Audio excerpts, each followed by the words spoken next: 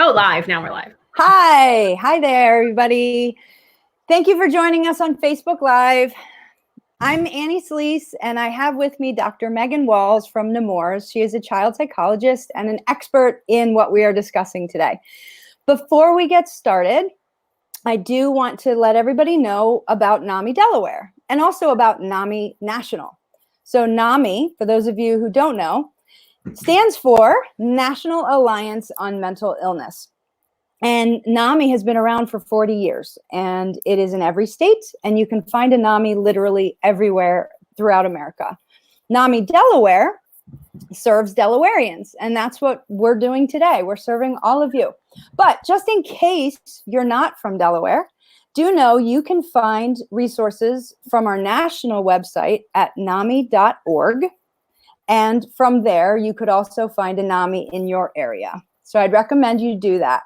But what we're talking about today is totally fitting all over our country. As you know, we are experiencing the COVID-19 crisis. And thankfully, we have experts like Dr. Meghan Walls who can talk to us about practical strategies about how to handle this and what to do. So thank you for being here, Dr. Walls. Sure. Hi, guys.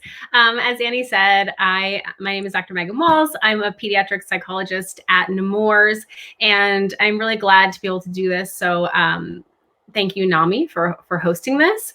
Annie and Wes has been behind the scenes on Tech Health because he's awesome. So a huge thank you. Good thank you. That logo, let's see, am I pointing in the right way? There, that logo right there. Wesley put that up, and thank you to Wesley for being behind the scenes for us today. He's going to help us with our resources as we go. Yes. So we wanted to, just give a general overview, but we really wanted to spend some time today actually talking about what do some of these things look like that we can do. I've done a couple other talks where we've talked about the fact that this is not just a novel virus, but a really novel and sort of weird for a lot of kids time. Yeah. It feels chaotic to families. Moms and dads are home, grandparents are home, kids are home. Everyone's trying to function in the same house.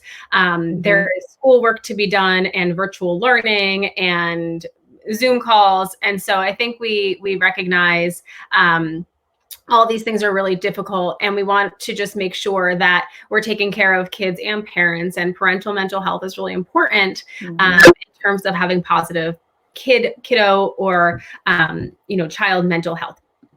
So I think what we want to do here is actually spend some time talking about, well, what can we do? So we know, talk more broadly about things like making sure you're staying on your schedules, answering your kids' questions. But what happens when they are stressed? What are some things that we can do? And so we're going to spend time today talking about 4 different things that we can actually do. And I'm going to be maybe a little cheesy and make you guys practice some of these. Yay, I like to practice. Because I think it's important. I think if we're going to teach parents and kids what to do, then certainly it's good for adults to know what they're doing too. And now let me ask you, are these things you're sharing, are they just for kids? No. I mean, you're saying adults can practice it, but I mean, can adults actually do these things too? Okay. Great question, Annie. And so I'm going to give a little intro about this first one, and Wes is going to be kind and pull up some stuff as we talk. But the first thing we're going to talk about is what we lovingly call with kids belly breathing. But the real phrase for it is diaphragmatic breathing. So in research, what we actually know about diaphragmatic breathing or belly breathing is that it's been used for adults and kids. And I tell parents this a lot because I think this is pretty cool. Folks who have high blood pressure have done a couple of research studies where they do belly breathing or diaphragmatic breathing for 5 to 10 minutes a day and are actually able to lower their blood pressure a couple of points as well, which I think is awesome, because I think what that shows you is we have a lot of control over our bodies, and we often don't think we do. So again, that's not to say medical interventions aren't also necessary for those folks, but they had them practicing these things as well. And they actually realized that they could do, what we sort of think of as calming your body and regulating your body. So belly breathing is something that we talk about with kiddos all the time in practice. It looks pretty easy, but I think there's a few things we want people to really think about when we're doing this. So again, we're going to have links, and I'll have Wes link in the comments, but also he'll show you like what the video should look like. These are all available on platforms like YouTube these days. So I often want to tell parents, like, this is free. The other thing I'll plug here is, you know, a couple apps, but belly breathing is really simple if you can do it correctly. So one of the things that, and here Wes is just showing you, so this is one of the belly breathing ones I like. Look at that. Nice banner. Look at that banner. Woo! So belly breathing, we're not going to play these videos, but I just wanted you guys to have an idea of like what this sort of looks like. Belly breathing looks like this. So usually I have kids get in a comfy position, sit back. And what I want them to do is they can leave their eyes open or closed. Kids often like to close their eyes. But the goal here is to do what we call slow, low breathing. So when we're nervous, our breathing looks like this. And when we are relaxed, our breathing's in our belly. So it's kind of hard to see. You can't really see my belly. But if you are to watch my hands, you don't want to see my belly. When I'm doing belly breathing here, I want my belly to rise and fall, not my shoulders. So the way to often do that is you're going to breathe in through your nose and out through your mouth for 3 seconds each, just because it's an easy number. Some of these videos show a little bit different count, but I'm going to take a pause and I want to show you what this should look like. So I'm going to, there we go. So we're going to go in and out. And into 3 and then out. And the important thing here, I mean, there's a couple important things, but one is that it takes some practice. So I don't expect adults or kids in that first time you're doing this breathing. Almost all of us, when we first start breathing in really deep, we go like this. And the goal is that your body should not be breathing. Your lungs should be breathing for you. And to do that, we really need to focus on those slow, low breaths. For kids, I love if they lay down on a bed to practice this. So don't just tell your kid when they're stressed out, take a deep breath. That's not helpful. It makes kids frustrated. But if you were to say to them, hey, remember every night we've been practicing belly breathing and I really think this would help you right now, whole different ball game. Same for adults. So what I really encourage parents to do and adults if they're practicing this is pick 5 or 10 minutes a day, go lay on a flat surface. It's much easier to see your belly rise and fall than when you're sitting up. But really put that time in, practice that, because the more you practice, the more it becomes regular. And the other thing is when you're practicing it, you can really sort of get regulated and calm, and it shows kids how good they feel. So when they're practicing it, they're actually recognizing in that moment how good they feel.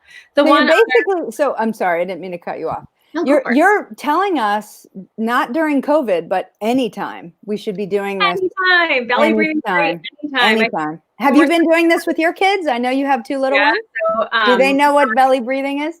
They sure do. My 5-year-old is the best belly breather on the planet because she's a little firecracker. So she'll often say, I need to go do my breathing.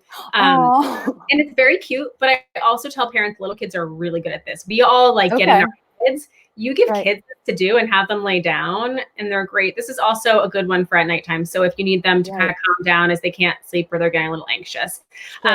There's also an app for belly breathing called BioBelly. And I don't know what is it called again? I missed you. BioBelly. BioBelly. Okay. BioBelly.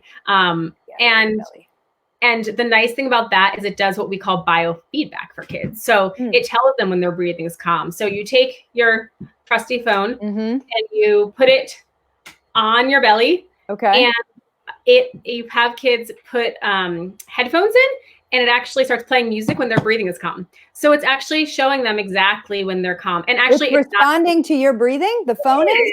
Your phone's going up and down. And so that one, especially adults love. So I have lots of parents who come back for the next session. They're like, that's the best app ever. I use it every day. Is it free? Is it a free app? It's free. There we go. It's belly. And Wes has just posted the link there. Yes. So I think it's really nice because it actually gives you that feedback. And there is nothing kids like more than knowing that they're doing something right even when they're relaxing. Exactly. So that's a really good way we can sort of walk them through that one. Can I ask you, do adults use it too? All the time. Really? The BioBelly app is great. I will admittedly say the first time I downloaded it was with a kiddo because I had heard about it from a colleague. And the 2 of us sat with our iPhones together and did it, and he was much better than me.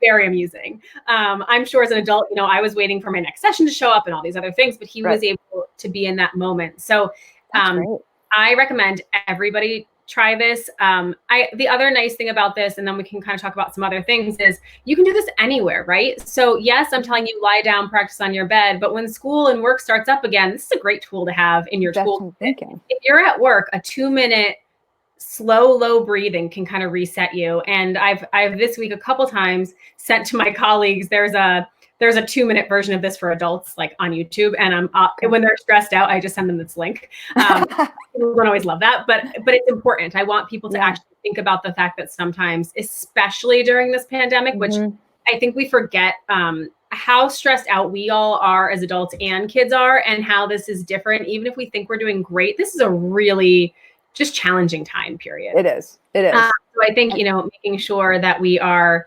addressing some of these things are really important. Sure. So you said that you had another idea to talk about having to do with imagery?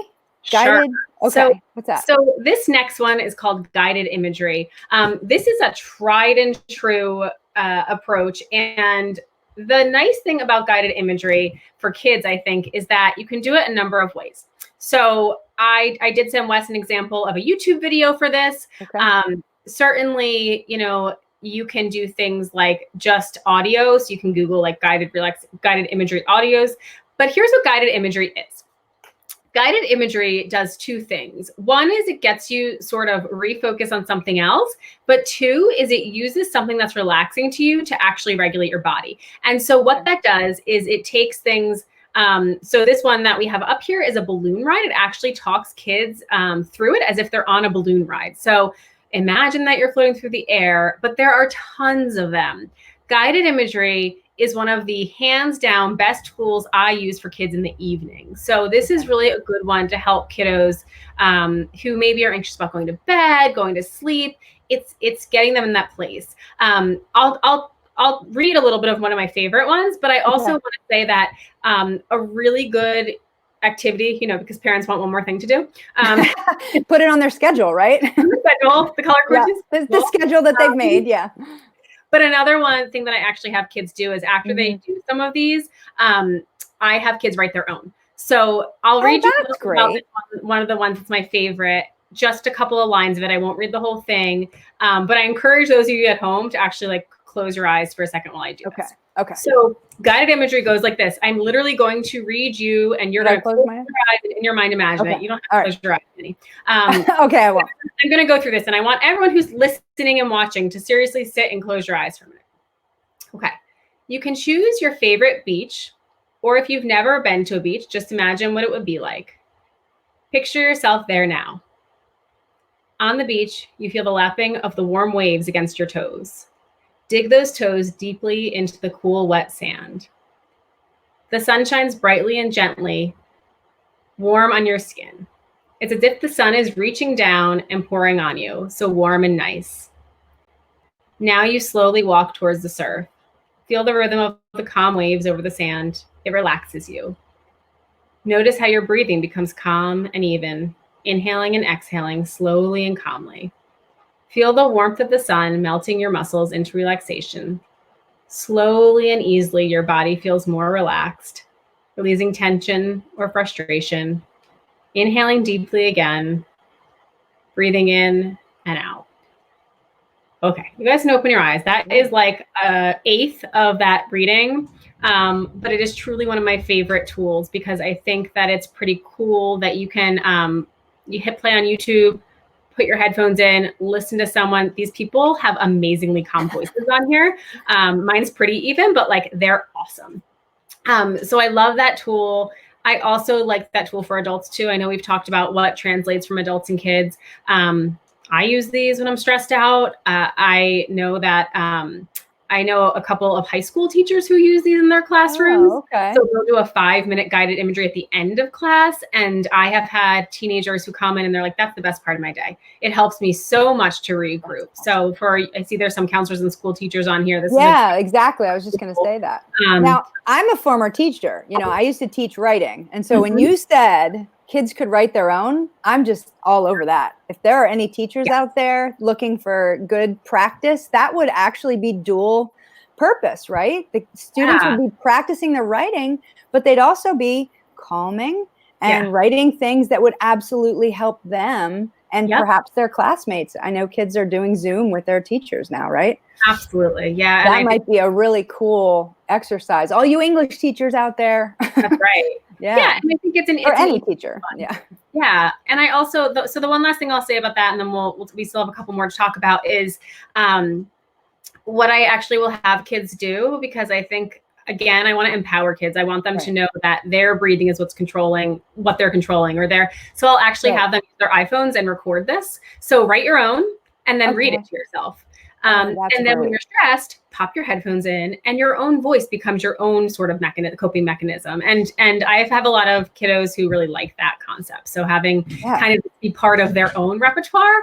And then for littler guys, help your kiddos write it and have parents read it to them at bedtime. So that's another really great one. That's a great idea. And I think I can see adults really using that too. Oh, I've got somebody here who says they teach 4th grade. Well, there you go, Heather. That looks like an exercise for you to try with your students. You can let us know how it goes. Absolutely. That's great. So let's talk about what's next. Yeah. The next thing on our list I think I have is progressive muscle relaxation. Yeah. I don't know about all of you out there, and so I will say from the start, this is a good adult one too, but I feel like the last week I'm like this. Oh yeah, definitely. Shoulders. We're sitting in chairs. Thanks, Wes. We're sitting in chairs. This is a great one for kids, by the way. This progressive muscle relaxation for kids is really, really good. So everybody feels like their stress is in their bodies right now. And so sometimes our stress is in our brains, and sometimes our stress is in our bodies, and sometimes it's both. Great lesson for kids to talk about overall wellness and why your body and your brain are connected and how stress can affect your body. So that's number one for this one. So progressive muscle relaxation is a lot of big words that are pretty simple. So progressive, meaning we're going to go from the top of our body to the bottom. Okay. And we are going to help our muscles relax. So a lot of times what happens is that when we get stressed, not only are our muscles feeling like kind of tight, but we feel like headachy and nauseous, and we maybe have a belly ache. And so this is actually focused on your physical, because we want to address that as well. When I do progressive muscle relaxation with kids, I often tell them to use this one when they're feeling like they're angry or stressed or anxious, but it's in their bodies. So here's how this works. We're not going to actually start from the top to the bottom, because I'm going to do a couple easier examples. But the way this works is that you have to tighten your muscles in order for them to be totally relaxed. So we don't know that our muscles are tense because we're just walking around like that, right? So we're going to do our arms and we're going to do our shoulders, okay? Okay. Yep. So for our hands, we want to just, hold our hands, and we want to pretend we have like an orange or a lemon in our hands. Right? Okay. Yep. And we want to squeeze for as hard as you can for about 5 seconds. So 1, 2, 3, keep going, 4, 5. Okay, now let go of your hands. Oh. And they feel different, right? They do. Than they were. They feel tingly. And so that is the opposite of tense, right? We want kids to feel that, and adults. What's the opposite of tense? Is relaxed. Right now, the opposite of tense to us is we don't know. We're all just tense. No, there is no opposite of tense to us. So squeeze those lemons or oranges or whatever you want to go as hard as you can. 1, 2, 3, 4, 5. It is really raining outside at my house, guys. Is it? Relax. Not here yet. Not in Newark. Okay. Yeah, so you definitely can feel the difference. Right? Yeah. It feels like you are, going from these kind of tense anyway, but then you really tense them to feel the difference. And when you let go, you're able to feel a little bit better. Right. So the next one I want to do is what we call the cat with kids, and it's going to help your shoulders and your arms. So what I want you to do is I want you to take your hands and literally stretch them as far as you can up to the sky. Like your shoulders should be up in the air, like you're a cat when it stretches its paws way far out, and hold it up and then relax it. Don't pull a muscle, Annie. I know, right? And I didn't stretch before that. Right? It does you don't feel even good. stretch during the day. Yeah, it does feel good. And so you can actually feel that relaxation. So let's do that one more time. Let's do our arm muscle, our hands like a cat, as far as you can in the air. Really push those shoulders like up and forward so that you're stretching as much as you can. Feel the tension in your shoulders and your arms, and then relax. Yeah. So when we do this well, and the video is great, but when we do this well, we go through everything. So we do our jaw muscles, we do our eyebrows, we do our shoulders like this, we do our toes, we do our calves. Wow. And the point is that we hold so much stress in our bodies every day and we don't even realize it. And so what we need to be able to do is to check that and to say, hey, we can do something about this. We can kind of change the way this is feeling for us. Yeah. And I think that I love that you tense it up first. Yes. Because we are so not even tuned in to how tense we already are. Yes. And that's great. What we find a lot of times is that for both adults and kids, people just don't realize the tension they're holding until we have them in their muscles and release them. And they're like, oh, that feels better. Yeah. Yeah. Suddenly. Yeah. And this is, again, adults for kids, and kids can do this. So I think that's a really nice one for when you feel like you or your kids are holding stress in your body. And then the last thing that we'll talk about, and then we certainly can take questions, thoughts, other things, is, those are all sort of things to help cope and to calm down in sort of a, let's get us thinking about something else, let's relax our bodies. But what do we do when we're still stuck in our heads? And so the last thing I wanted to just touch on, and I shared a handout with Wes, is about what happens when our kids are sort of stuck with these anxious or negative thoughts. The easiest one that I've been dealing with right now, and we can certainly share this, but this actually top part is this part I always start with kids, is what is happening in your brain? And it takes a while for kids and adults to get here, right? But like, what's that thought popping in your head when you're feeling really sad? And a kid might say something like, this pandemic is the worst thing that's ever happened. It's never going to end. Right? Okay. That's their negative thought is, this is never going to end. Right. Or it might be, no one's going to want to talk to me when I go back to school if you're an anxious kiddo, right? So let's think about some of those. How do we help kids work through that? So let's take this one of no one's going to like me when I go back to school. So what I do with kids is I say, okay, what evidence do you have for your thought? You're trying to figure out, if you're the detective, is my thought right or not? Okay. My goal, though, I always tell parents and kids, is not to prove your thought wrong. It's just to make you flexible. It's to think about it. That's all. Okay. So what's your evidence for that thought that no one's going to like you when you go back to school? Well, last time we were out of school for winter break, when I came back, no one would let me sit at the lunch table. Okay, cool. What else is your evidence? Well, one time this girl in the hallway made a really nasty comment to me after a weekend. And I think it was because I wasn't at that party. Okay, great. Now tell me what's your evidence against it. There is almost always evidence against this. Okay. Right? So things like, well, I have 6 friends at school who call me every day while we're on break. Awesome. That's great. What else? Yeah. My teacher reached out to me. Cool. What else? I really was thinking about doing track, and maybe I'll still do that if we go back to school this year. Great. And then I asked kids after that, how are you feeling now? Do you feel like your thought was accurate? And it doesn't have to be a full therapy session with a parent and a kid. It's just getting them to think about the alternatives. That's our goal here. And the same thing goes for adults. So when we think about, the classic one I think of with depression is like, I'm not good enough, right? That's the one I think of all the time for depression. And so I tell teenagers, adults, that's a really common one. In fact, one of my teenagers who I see has that come up fairly frequently for her. And so we talk about what's the evidence for, what's the evidence against, how stressed are you when you have that thought versus how stressed are you after you think about, is that entirely true? Because here's the thing. I also tell kids and parents, sure, part of a thought might be true sometimes, but it's not the thought that makes it true. It's the evidence that makes it true or not true or partially true. And at the end of the day, often our thoughts are partially true.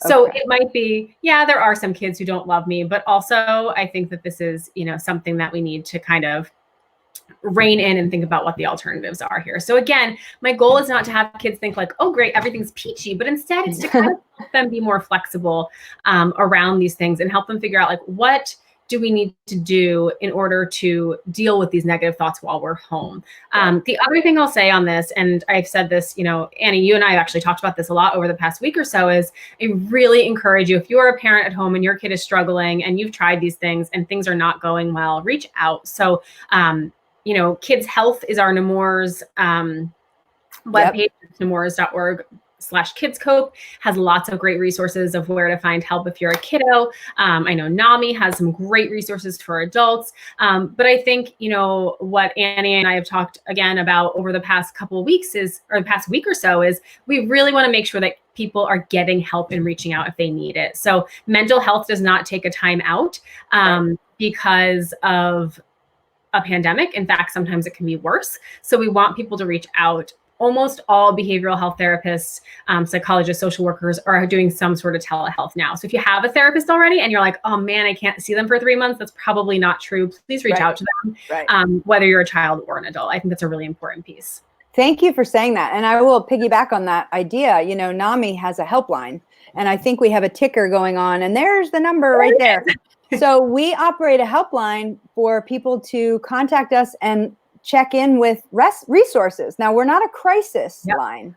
Don't call us if you're in a crisis, but if you have concerns and you're looking for either a therapist or you're looking for any resources that might be connected to a mental health problem, something like maybe financial resources because you've been out of work as a connection to a mental health problem you've had, or you have maybe you're a teacher or you're a parent and you're concerned about a child and you don't know where to go, we can help connect people to those resources. We can make suggestions. We have a pretty substantial list. And we also, on our website, thanks to Wesley, who is also doing our tech today, we have a resource page on our website now dedicated all to resources surrounding the COVID situation right now.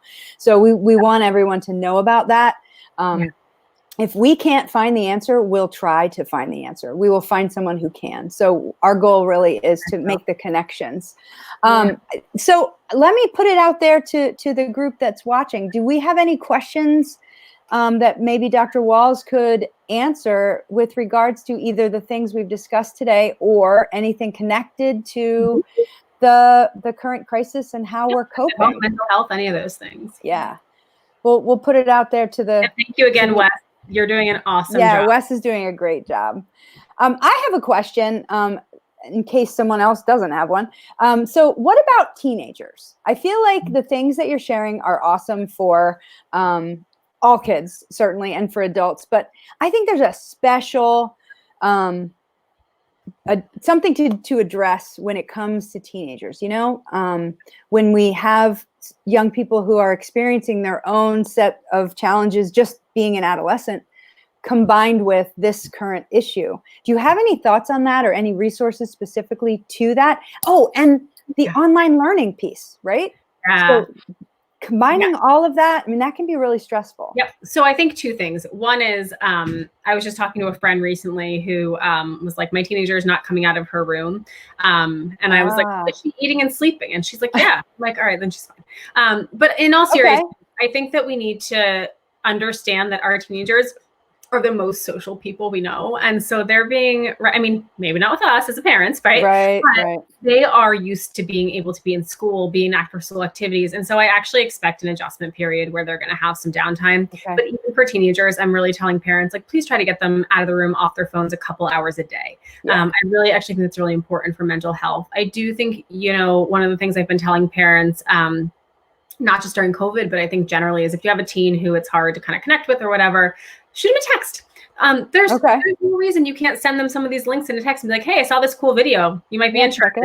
Roll their eyes and then they're going to anyway, because it's on their phone and it's in front of their face. That's a good idea. Use it. So making sure that you have some alternatives. The other thing is that everybody's in the same house right now. And so there's lots of close spaces. And I want folks to also be parents, particularly of teenagers, to sort of be aware that your teenager might be in their room 6 hours because they are doing learning and then texting friends and then doing something else. And that's okay. But also to recognize this is weird for them and hard for them. And so to sort of be a little bit gracious with yourself and with your teenagers too. But again, I think there's that point where if you're not hearing from them about them, you know, you're having kiddos who are not coming out of the room, who are not coming out for meals, who are not showering anymore.